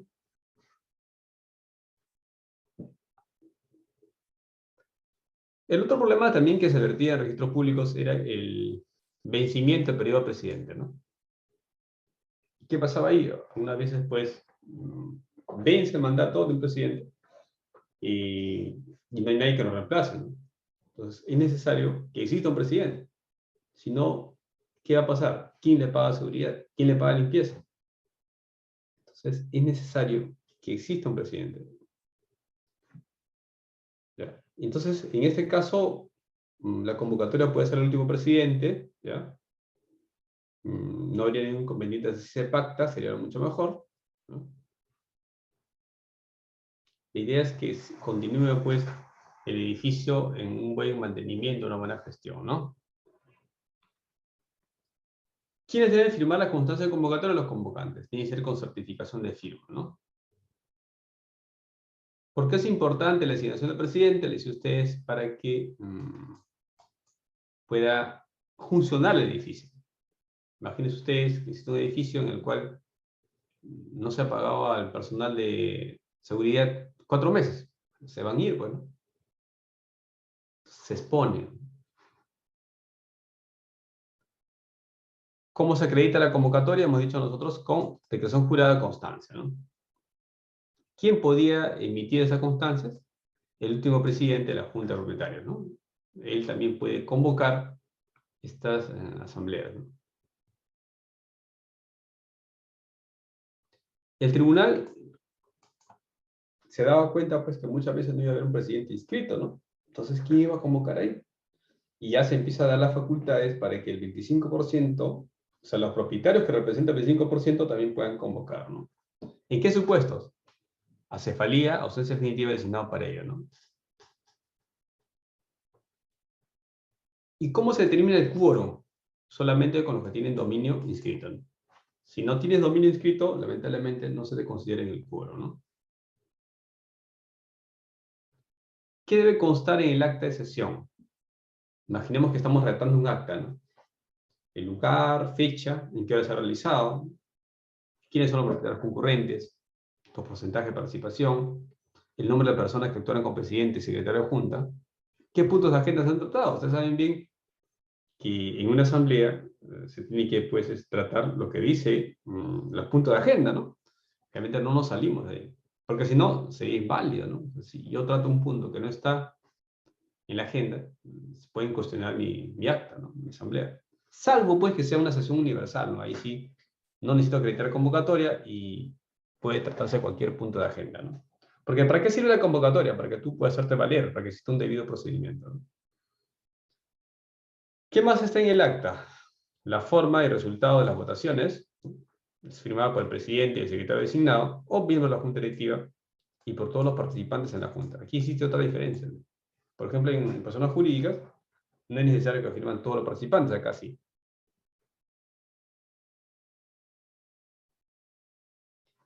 ¿Cómo calificamos el acta de la Junta de Propietarios? Miren, nosotros vemos el número de acta, ¿no?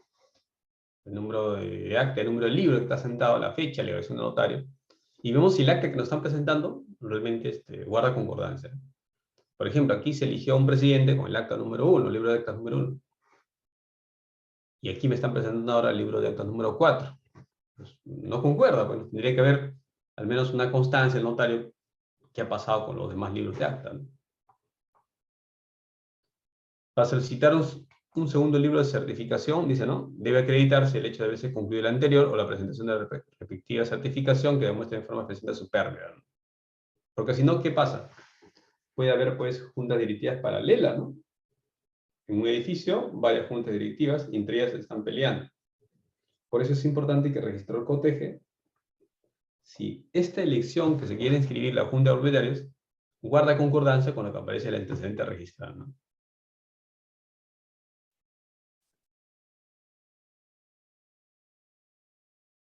Por ejemplo, miren, el artículo 10 del Reglamento de Personas Jurídicas dice que el registrador verificará la compatibilidad entre el libro que se asienta, el acta cuya inscripción se solicita, ¿no?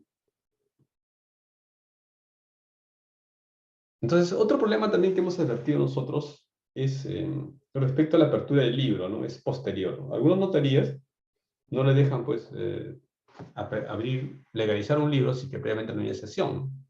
Entonces, ¿qué pasa? Imaginemos que la sesión se llevó a cabo el día 22 de mayo, ¿ya? Pero ¿cuándo nos han entregado el libro de actas? El día 25. Yo tengo que dejar constancia en este libro, pegar estas hojas acá, dejar constancia, cuando ha sido adherido, ¿no? Es uno de los errores, a veces no indican eso, y por eso se los títulos. Ustedes deben decir si el acuerdo es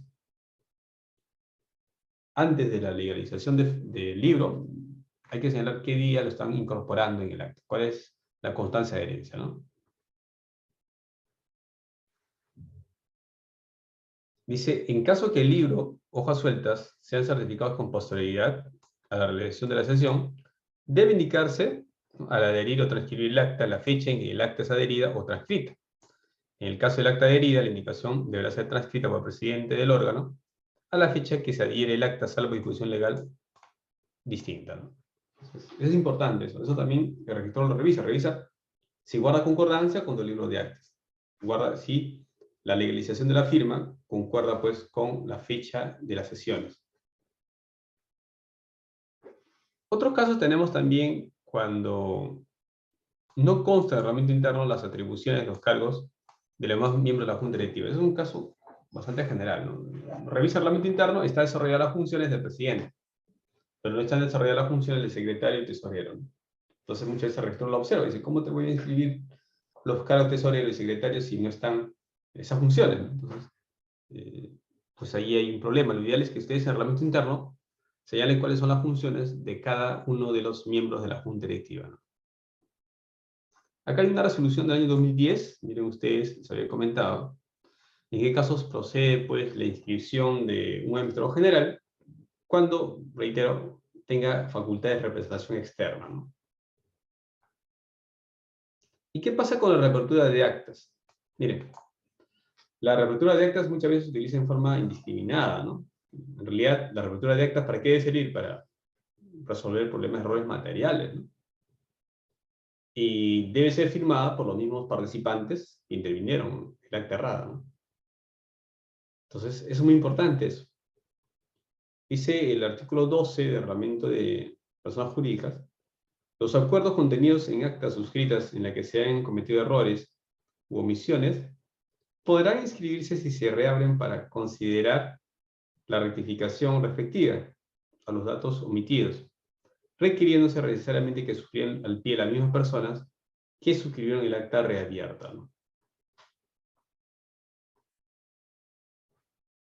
¿Qué puedo corregir en una reapertura de acta? Por ejemplo, si hay errores o omisiones, se puede reabrir el acta para consignar la rectificación o los datos omitidos, ¿no?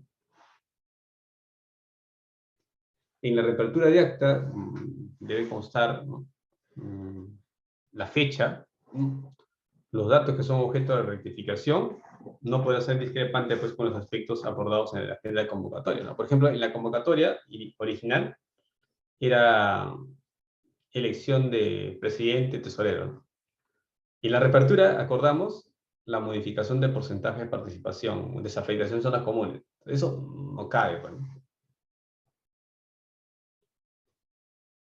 Bien, vamos a ver el tema ya en la parte final. ¿Qué pasó con el tema de las sesiones virtuales, ¿no? En ese tema de COVID, pandemia, la SUNAR pues, propició títulos digitales, ¿no? Actualmente la mayoría de títulos sí se presentan en gran cantidad y pocos títulos físicos ingresan a registros públicos. Esto es para evitar pues, la pandemia, ¿no? Pero hubo un tema, el tema de la Junta de Propietarios. ¿Qué pasaba si ellos hacían sesiones virtuales? Pero eso no estaba regulado en su reglamento interno. O sea, ahí había un problema. La SUNAR en agosto de 2020 saca unos lineamientos, ¿ya? Y señala, pues, por ejemplo, dice, ¿no? Alcance la calificación de sesiones presenciales de órganos personas jurídicas o entes sin personas jurídicas. Bueno, aquí no hay problema, ¿no? Si ustedes se han reunido para elegir un presidente, a pesar que había normas que dicen que está prohibida la reunión, ese tema no lo ve el registro público. Es lo que dice, ¿no? Otro. Alcance la calificación de sesiones no presenciales sin resolución expresa de órganos personas jurídicas o entes sin personalidad jurídica. Acá está. Respecto de sesiones no presenciales, imaginemos que ustedes se reúnen por Zoom en su edificio, ¿ya? Pero el reglamento interno no lo ha previsto. Entonces dice, respecto a sesiones no presenciales sin resolución expresa de órganos personas jurídicas o entes sin personalidad jurídica, únicamente corresponde inscribir las sesiones sin convocatorias realizarse con carácter universal. Esto es, que sus integrantes acepten la unanimidad su celebración y los asuntos que en ella se propongan tratar, ¿no? En otras palabras, si es una asamblea universal, puede haber, pues, tranquilamente una sesión virtual. Si no es asamblea universal, tendrá que hacerlo físicamente.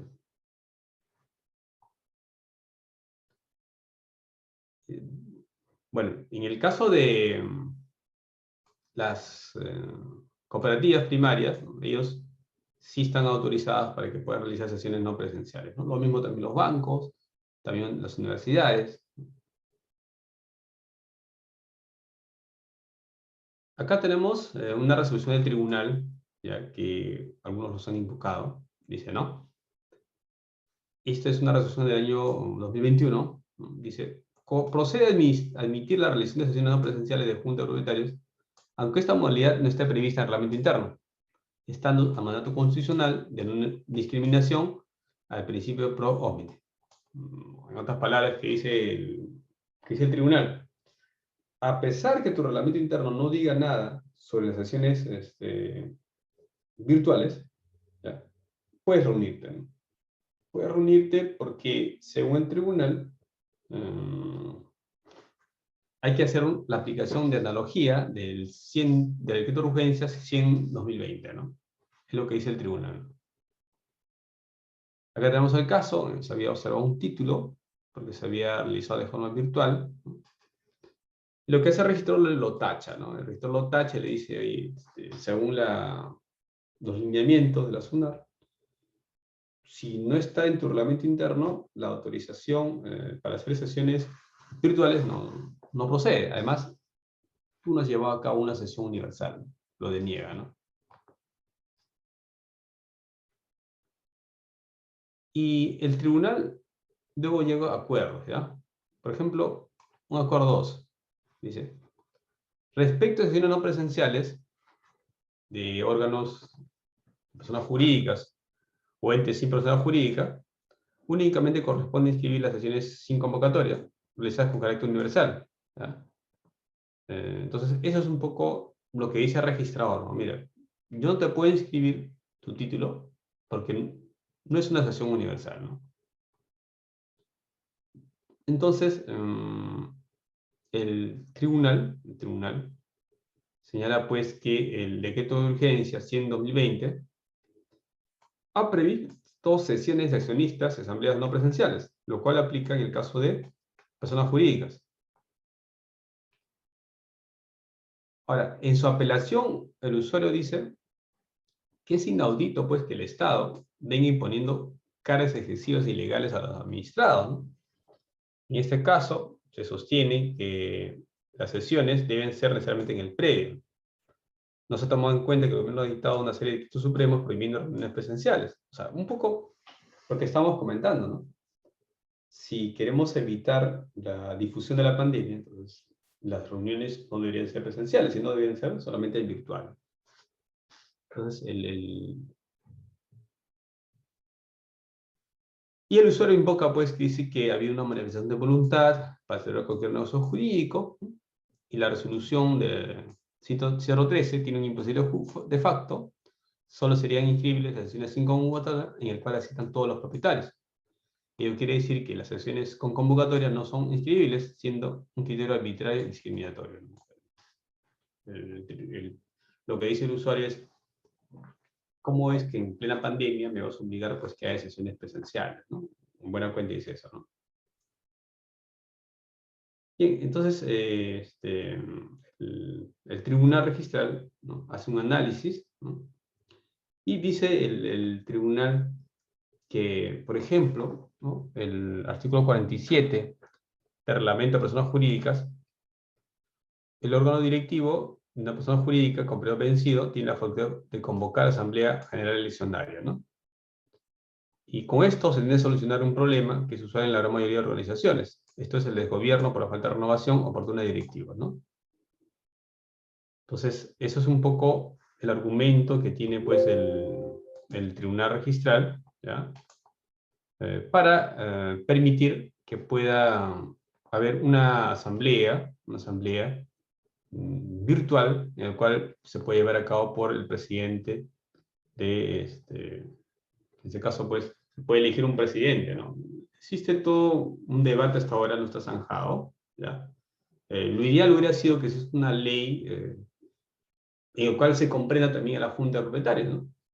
Así como se ha comprendido a las cooperativas, a los bancos, universidades. Entonces, ellos pueden sesionar en forma virtual, porque hay una ley que así lo faculta, ¿no?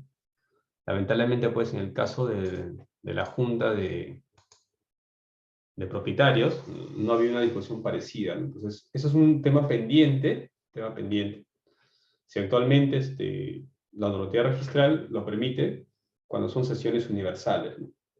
Recuerden ustedes que una sesión universal no tengo que acreditar la convocatoria, ¿no? No acredito la convocatoria y puedo realizar pues mi asamblea, ¿no? Pero el tema va más allá, ¿no? O sea, porque es que algunas personas jurídicas les han autorizado con norma, inclusive con rango de ley, y no a la junta de propietarios, ¿no? Ese es un problema que sí está pendiente y es natural pues, que los usuarios reclamen, ¿no? Bien, eso era lo que queremos tratar hoy día, lo que es el reglamento interno, ¿ya? Cuáles son los elementos del reglamento interno, los tipos de régimen de propiedad exclusiva, propiedad común, un régimen de propiedad con independización, la problemática de aire, ya que lo habíamos estado viendo hace un par de semanas atrás, había salido un último precedente de observancia obligatoria sobre el tema de la identificación de unidades inmobiliarias, ¿ya? En el cual dice, por ejemplo, dice que los propietarios pueden decidir qué denominación le van a poner a las unidades inmobiliarias, ¿no? Pero sí se va a dejar constancia que no tiene numeración, ¿no? Es decir, independizo, como por ejemplo Casa 5, ¿ya? Pero voy a decir ahí que esta unidad inmobiliaria no tiene la numeración expedida por la municipalidad, ¿no? Eso es lo que dice el tribunal, es un último precedente sobre el régimen de propiedad exclusiva, propiedad común. En estos minutos que nos quedan, de repente un par de preguntas que podamos indicar.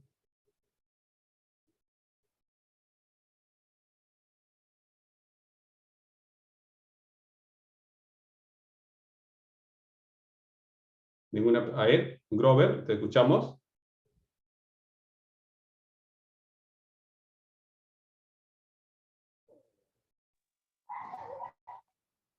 Buenas noches, doctor.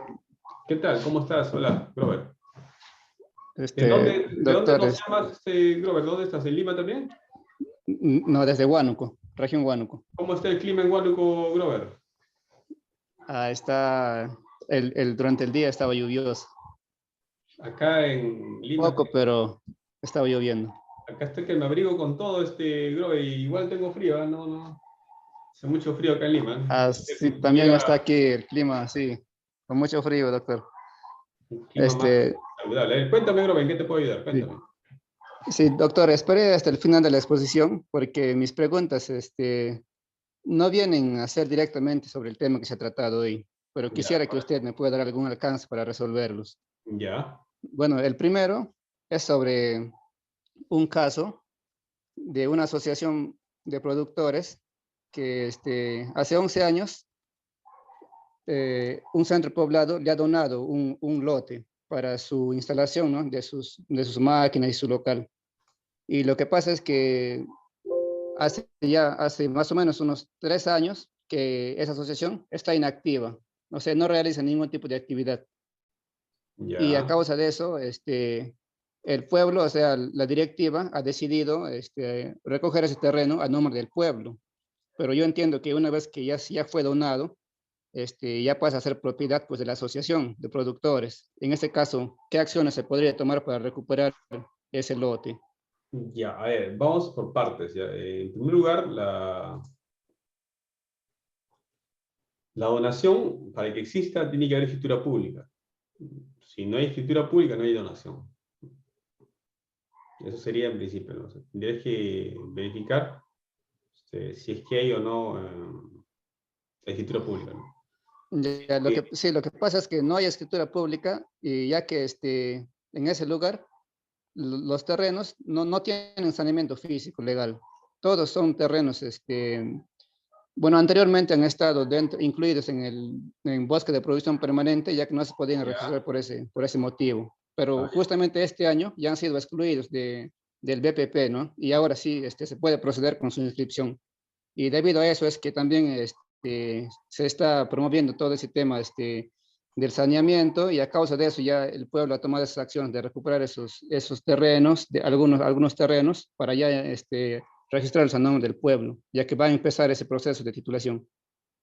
Ya, lo que ocurre ahí es que no existe donación, pues, o sea, no hay transferencia de propiedad, ¿no? Tú me dices que había una donación, si no hay escritura pública, no hay donación. O sea, no son propietarios de la asociación porque no existe documento, ¿no? O sea, Mediante el acta que se ha redactado, no puede proceder. No. Si tú me dices donación, es con el cual yo transfiero libremente, gratuitamente, la propiedad, ¿no? Eso es donación. Ahora, si hubiera un tema de dinero, un tema de transferencia, compra-venta, ahí sí no necesito una escritura pública, puede ser inclusive hasta verbal, ¿no? Pero si es donación, como tú me dices, tiene que haber una escritura pública, ¿no? Y lamentablemente, si no hay escritura pública, no necesita donación. Tendrías que revisar esa acta si de repente no es donación, de repente es una compra-venta, algo debe haber. Pero tienes que revisar ese documento, pero en principio, donación no existe si no hay escritura pública, ¿no? Ya, doctor. Y otra pregunta más tenía ¿Ya? acerca de una asociación de vivienda. Esto sí es en zona urbana y ya consolidada, ¿no? Bueno, ¿Correcto? resulta que al inicio, en la habilitación urbana, se había dejado un pasaje que sería utilizado por más o menos unos 15 propietarios, ¿no? Un pasaje. ¿Ya? O sea, esos terrenos tenían calle en ambos frentes. En el lado frontal una calle principal y el lado posterior un pasaje. Pero ¿Correcto?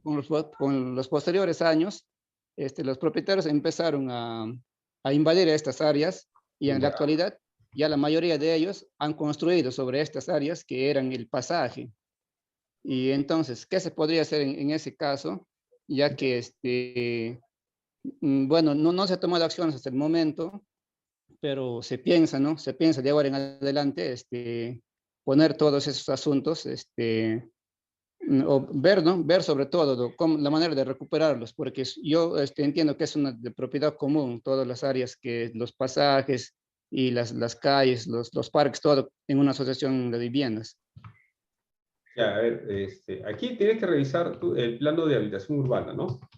Si en el plano de habitación urbana aparecen que esas son vías, las vías tienen que ser protegidas por la municipalidad, ¿no? Tendrías que denunciar a la municipalidad para que ellos tomen las medidas legales necesarias, ¿no? Eso siempre y cuando exista una habitación urbana, ya Sí, claro. registrada. Si no hay habitación urbana, pues ahí puede haber problemas, ¿no? Así es. Bien, Ya, otra doctor. pregunta más, Muchas otra gracias. pregunta más. Sí, última pregunta, señores. Última pregunta. Bien, no habiendo más preguntas, ¿no?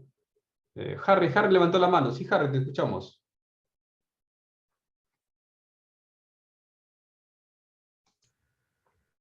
Activa tu micrófono, Harry, por favor. Ya, adelante. Sí.